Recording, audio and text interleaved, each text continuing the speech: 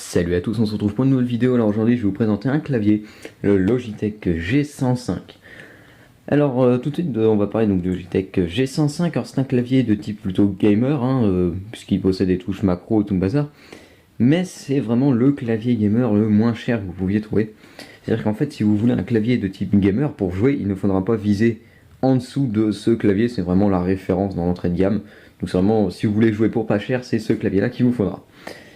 Alors le G105, on voit que c'est un clavier de chez Logitech, que c'est un type français, ça veut dire qu'il est de type AZERTY et non pas QWERTY.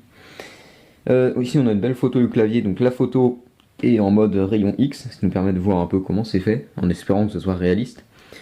Et on nous marque le nom du clavier, donc G105, et on nous dit aussi que c'est un clavier pour jouer, un gaming keyboard. Ensuite, on va faire un peu le tour des connectiques. Donc, on voit que c'est un clavier USB, comme tous les claviers récents. Et on nous dit qu'il est compatible avec Windows Vista, Windows 7 et Windows 8. Qu'il faut un port USB 2.0. Un port USB 2.0. Qu'il faut au moins 70 mégabits d'espace disque disponible donc sur son disque dur. Et qu'il faut une connexion internet pour télécharger les logiciels optionnels. Alors pour ce qui est, c'est un clavier USB, donc pour ce qui est de la compatibilité, c'est compatible avec tous les Windows qui reconnaissent l'USB, c'est-à-dire depuis Windows 98 jusqu'à Windows 10. Par contre on nous dit Windows Vista 7, 8, mais également 8.1 et 10, puisque j'ai essayé sur les deux autres versions, il n'y a pas de problème non plus. Donc on nous dit ces versions spécifiquement, c'est pour le logiciel qui est intégré pour les touches programmables, mais ça j'y reviendrai après. Autrement, port USB 2.0, mais ça doit aussi marcher avec un port USB 1.0, c'est un clavier USB, donc normalement il n'y a pas trop de problème. 70 mégabits d'espace, c'est pour les drivers, et une connexion internet, c'est donc pour télécharger le fameux logiciel. Alors ensuite, à l'arrière, hop là, je vais retourner la boîte. À l'arrière, on nous dit qu'on a 6 touches programmables avec 3 fonctions, donc ce qui nous fait en tout 18 touches programmables. Qu'on a un rétroéclairage qu'on peut régler. Qu'est-ce qu'on a d'autre également? Enchaînement de 5 touches. Alors c'est un clavier de type numérique, et donc contrairement au clavier de type analogique, il a un nombre de touches maximal sur lequel vous pouvez presser en fait un certain nombre de touches. Pour faire le test, en fait, vous ouvrez par exemple le bloc-notes et vous appuyez sur une touche. Normalement il y a un caractère qui doit apparaître. Vous appuyez sur 2 touches en même temps, vous allez avoir 2 caractères, et ainsi de suite jusqu'à 5 touches. Normalement, lorsque vous appuyez sur 5 touches en même temps, les 5 caractères doivent apparaître à l'écran. Par contre, vous pouvez essayer d'appuyer sur 7, 8 ou encore plus de touches. Normalement, vous verrez qu'il y a des caractères qui ne passeront pas. Normalement, parce que c'est un clavier numérique et qu'il a un maximum de touches. On peut presser, il y a un certain nombre de touches qu'on peut presser en même temps. Contrairement à certains claviers, très peu de claviers qui sont de type analogique. Et vous pouvez donc appuyer sur toutes les touches en même temps, elles seront toutes comptabilisées normalement. Bon, c'est vraiment une fonction inutile puisque déjà 5 touches c'est déjà largement suffisant. Ensuite on nous dit qu'on a des commandes multimédia, un mode jeu bureau et une longévité adaptée au jeu. Et pour finir le contenu, on a donc un clavier et la documentation utilisateur, c'est ce qu'on nous dit ici, et le clavier est garanti 3 ans. Pour le prix, vous le trouvez entre 45 et 55 €, sachant que ça fait déjà un petit moment que ce clavier est sorti, et que par conséquent son prix baisse régulièrement, mais vous pouvez le trouver dans les 45 €, c'est correct, même 50 € ça reste correct. Alors on va tout de suite l'ouvrir. Alors on a une petite languette, voilà, on ouvre le clavier. Alors on trouve sur le clavier, ceci c'est le Getting Started with, en gros c'est pour vous dire comment brancher les premiers trucs à faire avec le clavier. D'ailleurs c'est vraiment la notice la plus basique du monde. En gros on vous dit qu'il faut déballer le clavier, qu'il faut l'allumer, qu'il faut allumer votre ordinateur, qu'il faut brancher le port USB, qu'il faut brancher le câble USB dans un port USB, c'est quand même basique. Et ensuite on vous dit d'aller récupérer les drivers sur la page Logitech dédiée à ce clavier. Et j'y reviendrai après également. Je vais mettre ça au-dessus. Hop là. Ensuite on a une petite mousse pour protéger le clavier pendant le transport. On trouve le clavier en lui-même que je vais y revenir juste après. Là. Oh putain, j'y galère un peu. Ensuite on trouve plusieurs choses puisqu'on va trouver, hop là, on va trouver les sécurités, les informations importantes, important informations. Bon, c'est toutes les consignes de sécurité à propos des claviers, voilà. Et on trouve également un petit papier qui nous demande en fait, pour donner notre avis sur ce produit, vous pouvez aller sur une page internet. Hop là, pardon, ça va bouger. Ça nous dit en gros que vous pouvez aller sur une page internet pour donner votre avis sur ce produit. Donc tout de suite, je vais parler du clavier en lui-même. Donc on trouve un câble USB noir plastique avec une prise USB standard qui est assez long, il doit faire dans les... À vue de nez, il doit faire 1,5 m. Ensuite le clavier en lui-même, je vais vous le redresser. Alors on va faire le tour un peu du clavier. On a un clavier, donc c'est un clavier à membrane évidemment pour ce prix-là. On a donc rétroéclairage, je vous en parlerai après. C'est du plastique, il a un assez bon toucher. Pour le bruit, je sais pas si je peux vous faire entendre le bruit. Donc c'est plutôt un bon clavier. En dessous, on a un plastique rouge. C'est ce qui dénote un peu, enfin ce qui dénote un peu. Le dessus est noir et le dessous est rouge. Alors moi ça va plutôt bien parce que vous avez sûrement, si vous n'avez pas vu la vidéo, j'ai fait une vidéo sur le Crucial MX100 où j'ai filmé sur mon bureau et comme le dessous du clavier est rouge et que mon bureau est également rouge, je peux pas, non vous pouvez pas le voir, il se trouve juste hors du champ de la caméra. Mais en gros, avec un bureau rouge et ce clavier rouge, bah ça fait que moi ça rend plutôt bien. Bon évidemment, si vous avez un bureau noir ou blanc par exemple, bah, ça fera ça fera une couleur rouge bizarre. Ensuite, on a le nom du clavier, on a les petites cales donc pour redresser le clavier qui se trouvent de chaque côté. Je vais essayer de faire, voilà. Alors ça, j'ai pas grand chose à dire. C'est plutôt pratique d'avoir les petits pieds comme ça. Par contre, ils font assez fins. Ils font assez fragiles plutôt. Donc on a un peu l'impression que si on appuie trop dessus, ça va casser. Mais bon, apparemment, c'est assez solide. Voilà, voilà. Donc, hop là. Bon, pour vous parler du clavier, ensuite, je vais couper la vidéo et puis je vais le brancher pour vous montrer un peu toutes les fonctions qu'il a. Alors, pour parler un peu du clavier, donc je viens de le brancher et de démarrer l'ordinateur. Alors vous voyez qu'on a un clavier qui est rétroéclairé, donc on va faire un peu le tour. Donc les touches, vous voyez, elles sont toutes rétroéclairées en bleu. Et le rétroéclairage est réglable grâce à cette touche-ci. Donc vous pouvez soit le couper, soit le mettre en faible, soit le mettre en plus fort. Donc ça va pas trop bien se voir à la caméra, mais en gros éteint, faible et plus fort. Donc une fois que on a vu ça, je vais attendre que ça fasse la mise au point, voilà.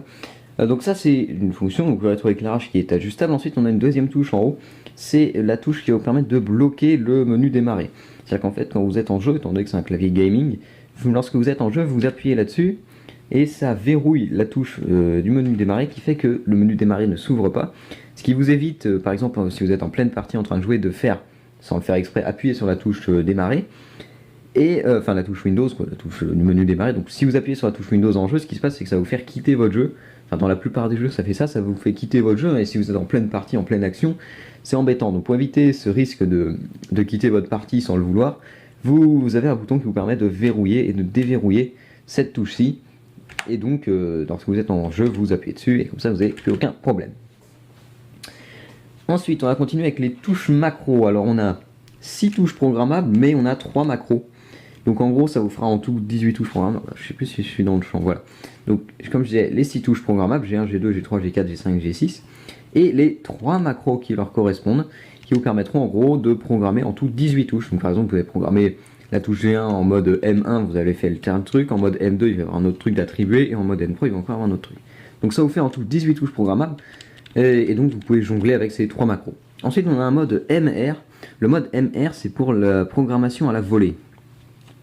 C'est-à-dire que vous appuyez sur MR, ensuite vous sélectionnez, donc, enfin attendez, je vais vous le refaire, vous appuyez, d'abord vous sélectionnez dans quel mode vous voulez que ce soit, donc enfin dans quel macro. Donc par exemple moi je vais prendre macro 1, vous appuyez sur MR, ensuite vous sélectionnez une touche, par exemple la touche G1, la touche MR va se mettre à clignoter, ensuite avec votre souris vous exécutez la chose que vous voulez faire, enfin la chose que vous voulez que la touche exécute, vous l'exécutez avec votre souris, et vous rappuyez sur MR, et ça a programmé votre touche avec ce que vous avez effectué avec votre souris.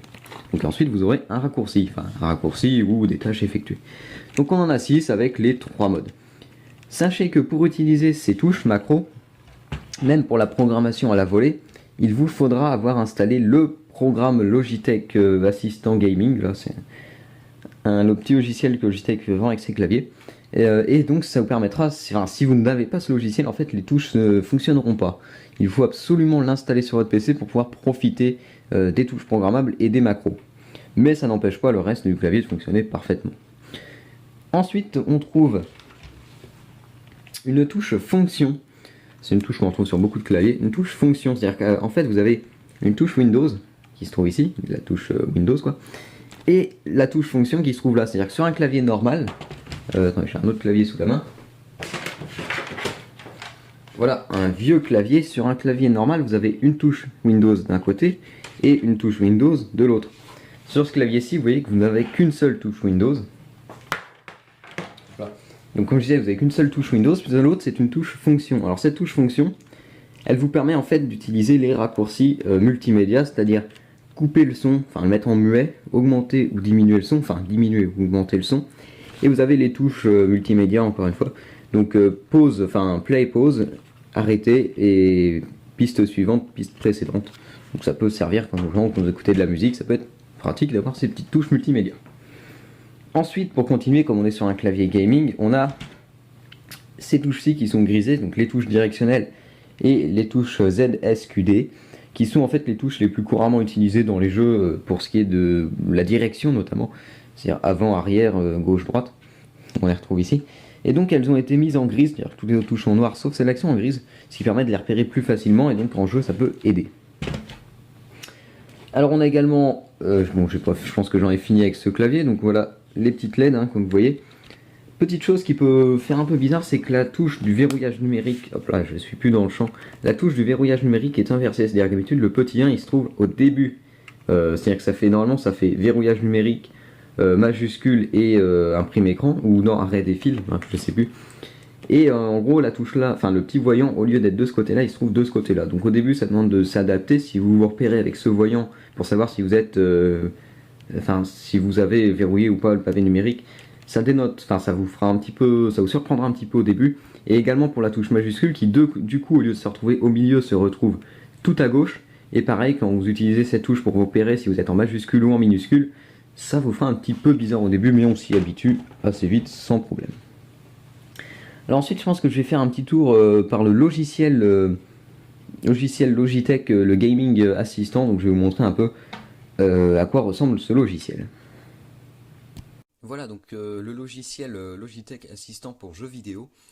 Donc ce logiciel-ci vous permettra de programmer vos touches. Alors vous voyez ici le clavier en ensemble et lorsque vous cliquez sur cette partie du clavier, vous voyez que ça vous permet d'accéder. Alors, ce sont les touches programmables, donc je peux les contrôler avec le clavier. Ici, je suis en train de contrôler au clavier ces touches. Et vous voyez que vous pouvez les programmer. Donc ensuite, vous allez cliquer par exemple sur cette touche-ci. Vous avez une petite flèche et vous pouvez affecter une nouvelle commande, modifier la commande. Donc par exemple, vous faites affecter une commande et ensuite vous avez un certain choix pour sélectionner en fait ce que vous souhaitez attribuer à cette touche. Donc vous avez comme ça vos 3 macros et vos 6 touches programmables, donc si vous en faites 18 au total, et le tout est enregistrable. Enfin enregistrable, je sais pas si ça se dit enregistrable, oui ça se peut. Et voilà, donc c'était une partie du logiciel, donc ça c'est ce qui vous permet en fait la programmation, sachant que vous avez toujours la programmation à la volée, qui vous permettra de ne pas avoir à passer par le logiciel et d'aller plus vite. Ensuite vous avez une autre fonction, c'est celle-ci, c'est un scan en fait du clavier pour savoir quelles sont les touches les plus utilisées. Alors, vous voyez ici les touches les plus utilisées, alors je ne sais pas de quand date le 12.07, donc ouais, bon, c'est pour m'amuser, mais en fait vous pouvez scanner comme ça le clavier, et lorsque vous allez appuyer sur certaines touches, par exemple ici je vais appuyer sur la touche entrée et elle devrait apparaître en rouge. Voilà. Et voilà, ça vous permet en fait de scanner comme ça un peu le clavier et de savoir quelles sont les touches les plus utilisées. Vous avez également les paramètres donc pour démarrer le programme dès le démarrage de Windows, puis gérer le rétroéclairage, vous voyez, permettre le contrôle de l'éclairage par le jeu, donc le jeu permet le contrôle. Graphique, voilà, vous avez plein de petites fonctions, configuration du clavier pour le mettre en français ou dans d'autres langues éventuellement, profil, donc avec tous les profils enregistrés et tout ce que vous pouvez faire. Ensuite vous trouvez poursuivre et vous avez la petite aide. Voilà, donc c'est un petit logiciel très simple fait par Logitech qui vous permettra en fait de paramétrer correctement votre clavier. Voilà, donc je pense que j'ai plus grand chose à dire à propos du Logitech G105 Gaming. Sachez que c'est un très bon clavier. Alors pour ce qui est du toucher du clavier, il est plutôt pas trop mal. Bon évidemment ça vaudra jamais un clavier mécanique, ça reste un clavier à membrane, mais c'est c'est pas trop mal comparé à certains claviers Logitech, même d'ailleurs de la même marque, qui sont vraiment minables. Donc c'est pas trop mal, la robustesse elle est bonne, le clavier a l'air solide, il tient bien, il se plie pas, il est rigide, c'est vraiment un bon clavier. Voilà, donc je pense que j'ai fait le tour du Logitech G105, donc très bon clavier, je vous le recommande, comme je disais, entre 45 et 55 euros. Parfait si vous voulez jouer pour pas cher. Voilà, donc je vous dis salut à tous et à la prochaine.